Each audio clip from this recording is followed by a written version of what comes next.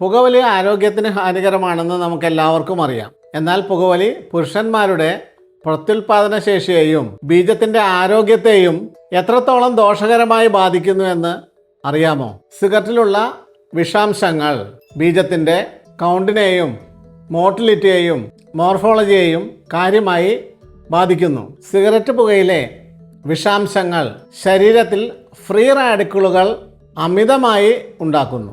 ഇത് ബീജങ്ങളുടെ DNA ഘടനയ്ക്ക് കേടുപാടുകൾ വരുത്തുന്നു. ബീജത്തിന്റെ ആവരണം സ്പേം മെംബ്രെയിനെ ദുർബലപ്പെടുത്തുന്നു. ബീജത്തിന്റെ വേഗത്തിൽ നീന്താനുള്ള ശേഷിയെ കാര്യമായി ബാധിക്കുന്നു. ഈ വിഷാംശങ്ങൾ ബീജത്തിന്റെ ആകൃതി അഥവാ മോർഫോളജിയെയും വെറുതെ വിടുന്നില്ല.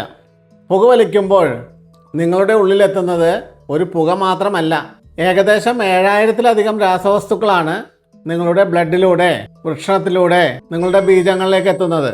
ബീജത്തിന്റെ ആരോഗ്യത്തെ സംരക്ഷിക്കുന്ന ഒരു മെറ്റലാണ് സിങ്ക്. എന്നാൽ ബീജത്തിന്റെ ആരോഗ്യത്തെ തകർക്കുന്ന വില്ലനാണ് കാഡ്മിയം എന്ന മെറ്റൽ. നമ്മുടെ വൃഷണത്തിലെ ടെസ്റ്റോസ്റ്ററോണിന്റെ നിർമ്മാണത്തിനും ബീജത്തിന്റെ ചലനശേഷിക്കും ഏറ്റവും അത്യന്താപേക്ഷിതമായ ഒരു വസ്തുവാണ് സിങ്ക്. എന്നാൽ പുകവലിക്കുന്നതിലൂടെ നമ്മുടെ ശരീരത്തിലെത്തുന്ന കാഡ്മിയം സിങ്ക് ഇരിക്കേണ്ട സ്ഥാനത്ത് കയറിയിരിക്കുന്നു. സിങ്കിനെ അവിടെ നിന്ന് പുറന്തള്ളുന്നു. ഇത് ബീജത്തിന്റെ എണ്ണം കുറയാനും DNA-ക്ക് കേടുപാടുകൾ ഉണ്ടാക്കുവാനും കാരണമാകുന്നു.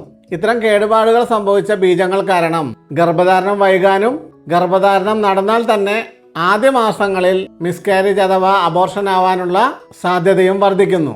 ഗുണനിലവാരമില്ലാത്ത ബീജങ്ങൾ ഗർഭധാരണത്തിന് വലിയൊരു വെല്ലുവിളിയാണ്. എന്നാൽ ശുഭകരമായ വാർത്ത, പുകവലി പൂർണ്ണമായി നിർത്തി സിങ്ക് അടങ്ങിയ ഭക്ഷണ സാധനങ്ങൾ കഴിക്കുകയും ചെയ്താൽ ഏകദേശം ഒരു 70 മുതൽ 90 ദിവസത്തിനുള്ളിൽ ബീജത്തിന്റെ ആരോഗ്യം വീണ്ടെടുക്കാവുന്നതാണ്. ഇന്ന് തന്നെ പുകവലി നിർത്തുക. ശരിയായ തീരുമാനം ശരിയായ സമയത്ത്.